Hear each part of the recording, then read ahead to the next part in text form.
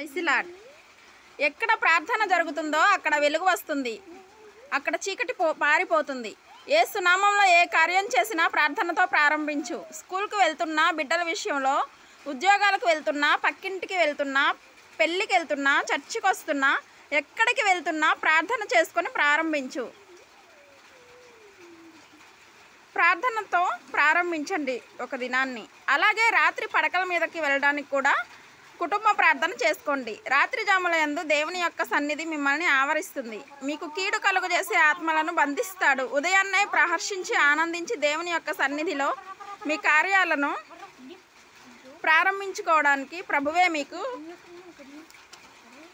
అన్ని కార్యక్రమాలని కూడా సిద్ధపరిచి ఆయన ఎదురు చూస్తూ ఉంటాడు. దైవజనమ, అందువలన చీకటి ఉన్న దగ్గర వెలుగును తీసుకురావాలి అంటే అక్కడ ప్రార్థన చేస్తే చాలు, చీకటి పారిపోతుంది. యేసు నామములో దుష్టుడు తరమకుండానే పారిపోతాడు. దేవునికి మహిమ కలుగును గాక. సబ్స్క్రైబ్ చేసుకోండి, లైక్ చేయండి, అనేకులకు షేర్ చేయండి. దేవునికి మహిమ కలుగును గాక.